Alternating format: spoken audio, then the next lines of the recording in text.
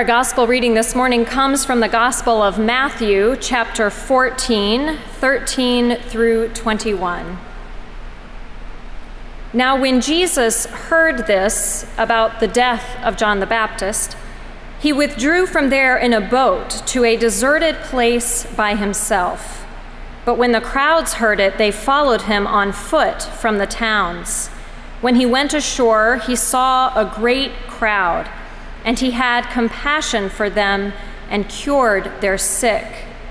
When it was evening, the disciples came to him and said, "This is a deserted place, and the hour is now late. Send the crowds away so that they may go into the villages and buy food for themselves." Jesus said to them, "They need not go away. You give them something to eat." They replied, "We have nothing here but 5 loaves and 2 fish. And he said, "Bring them here to me." Then he ordered the crowds to sit down on the grass. Taking the 5 loaves and the 2 fish, he looked up to heaven and blessed and broke the loaves and gave them to the disciples. And the disciples gave them to the crowds. And all ate and were filled. And they took up what was left over of the broken pieces, 12 baskets full.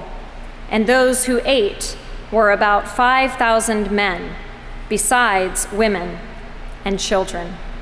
The word of the Lord. Thanks be to God.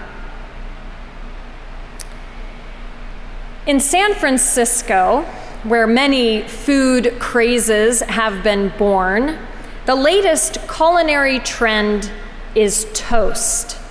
Yes, toast, which apparently is being sold all over town for $4 a slice. One reporter decided to find the source of this new craze and traced it to an unlikely spot, a tiny coffee shop called Trouble, owned by a woman named Julietta Corelli. Julietta knows a lot about trouble because she's had her share. From her teens, she has suffered from a mental illness called schizoaffective disorder that for years went undiagnosed. As a result, she was never able to hold on to a job or get a degree. She couldn't keep friends or roommates long enough to really settle down in one place. Before she was 30, she'd lived in 9 different cities, often on the streets, and she struggled with substance abuse. Julietta worked hard just to get through each day.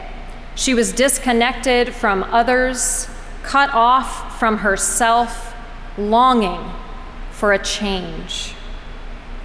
Julietta was a lot like the disciples.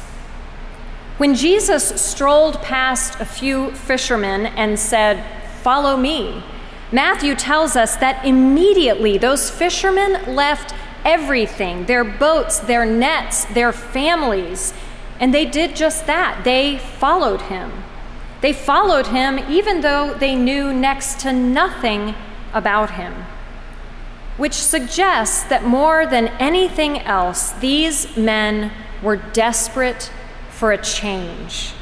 And people who are desperate for a change are often struggling with the status quo, longing for something, anything different. For years, Julietta Corelli, the toast lady, thought that by trying new places and new things, new cities, new parts of the country, new friends, new universities, she could somehow get her life on track. Instead, all this movement just increased her sense of instability and disconnection, not just from others, but from herself. It didn't mean she didn't want to connect with others, though, because she did, desperately. For a while, both on the streets of New York City and then San Francisco, she found a surefire way to strike up a conversation with a stranger. Coconuts. Whole coconuts. With little to no income, Julietta had discovered that coconuts are a cheap form of sustenance, For 3 years, she claims to have survived mostly on coconuts and grapefruit juice. I guess you need a source of vitamin C. But more than that, coconuts for Julietta were a conversation starter. Stand on a busy street corner in New York City, eating a whole coconut, and even in a city notorious for making people feel lonely in a crowd, people will talk to you. For Julietta, those few moments of connection and conversation helped her to feel grounded, human, more like herself. Maybe it was this same longing for connection and conversation that compelled the disciples to walk away from their responsibilities and their relationships and follow this man that they knew virtually nothing about. What's pretty amazing is that with one notable exception, once the disciples aligned themselves with Jesus, they stayed with him until the bitter end. They stayed, but all 4 of the Gospels make clear that they didn't really understand who Jesus was or what he was about. Today's story from the Gospel of Matthew is a case in point. At this point, the disciples have heard a number of Jesus' teachings. They've seen him heal people with all kinds of physical and emotional disease, but still, they cannot fathom what Jesus is going to do with 5,000 men and probably at least twice as many women and children who are stranded in a deserted place at dinner time. Their first instinct is to send them away to fend for themselves. This is, in fact, exactly what they suggest to Jesus. Jesus, it's getting late here, and this place where you were trying to get away from it all is in the boonies. You got to send these people away so they can get themselves something to eat. I guess they thought Jesus would appreciate their advice in this matter. After all, he'd been awfully busy healing, and maybe he had really just lost track of time. But instead, he gives it right back to them to solve the problem. There's no need to send them away. He says, you give them something to eat.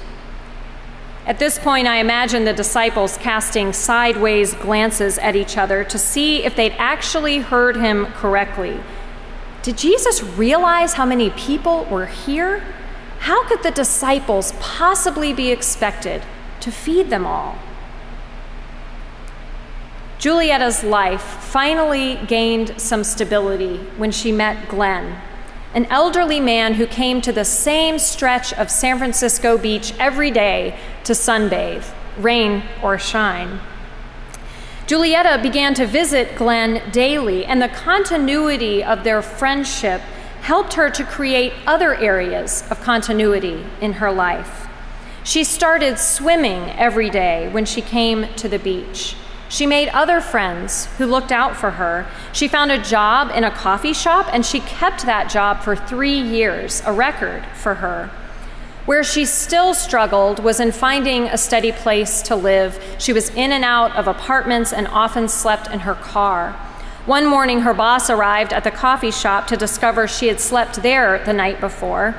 Instead of firing her, he told her it was time for her to open her own shop. He gave me permission, she said, to do something I knew I should do. And so, with help from friends in the form of advice, money, and physical labor, Julietta opened a coffee shop and called it Trouble. Actually, its full name is Trouble Coffee and Coconut Club. The menu is refreshingly simple: coffee, but don't ask for decaf or non-fat milk, whole coconuts served with a straw and a spoon, shots of grapefruit juice, and thick slices of cinnamon toast. Each of these items means something to Julietta.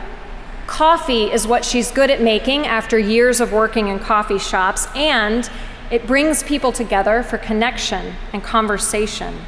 Coconuts and grapefruit juice represent survival for those years she lived on them, and cinnamon toast is the ultimate comfort food from her childhood. Trouble Coffee is a tiny space, and this is not by accident. Julietta calls her little shop with its limited menu a sociological experiment in engineering spontaneous connection between strangers. It has been decorated with mostly found materials and donated labor, and it's been deliberately set up to create human encounters. There's hardly any seating, so customers can't divide off into pairs and trios or hide behind their laptops. As a result, those who come to Trouble end up interacting with each other, friends and strangers alike. One visitor observed that the people there look more like neighbors at a block party than customers at a cafe. There's no need to send them away, Jesus tells his disciples that evening in the wilderness. You give them something to eat. And so the disciples took what they had and used it to feed the people who had come to the wilderness to bring their trouble to Jesus. Imagine how empowered the disciples felt as they handed out food and saw it multiply. Imagine the community that was created during that impromptu picnic. Imagine the connections and conversations that took place among families, friends, and strangers as people ate their fill and shared their leftovers. I hope it won't offend you if I say that to come to worship in a Christian church these days means you know something about trouble.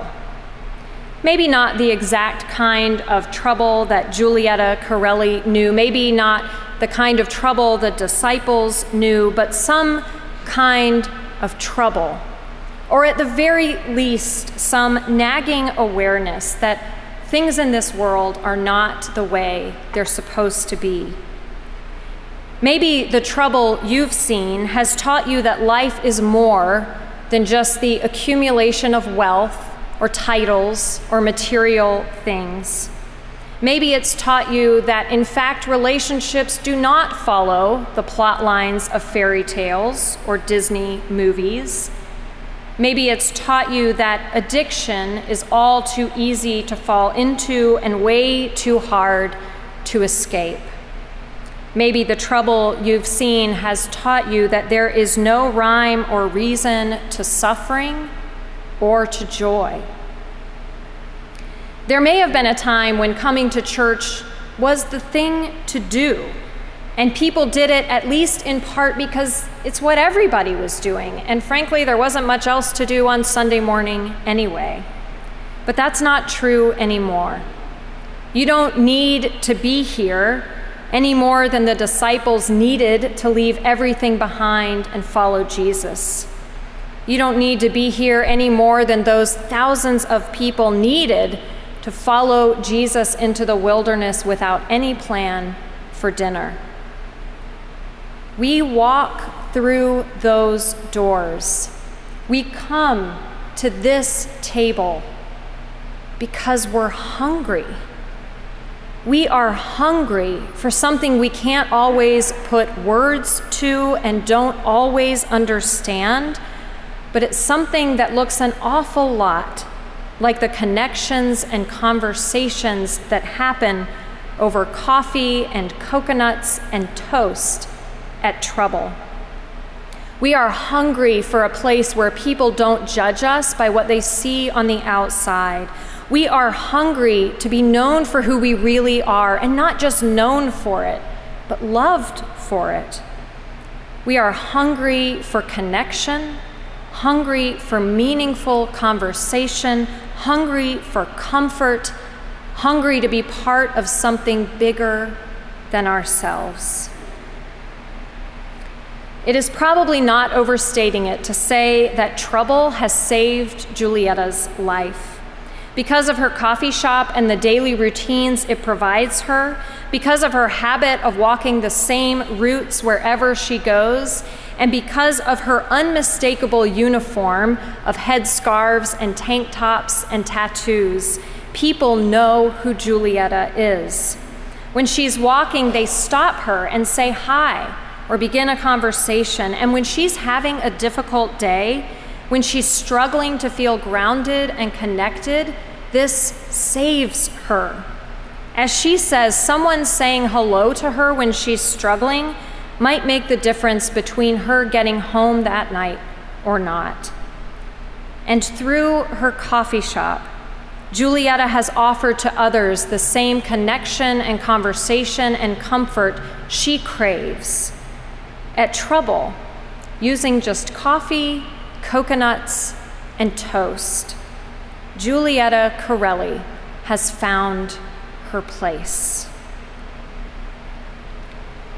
Jesus knows all about trouble. My trouble, yours, Julietta's. Jesus couldn't even get a few hours alone in the wilderness to grieve without desperate people bringing their trouble right to his feet.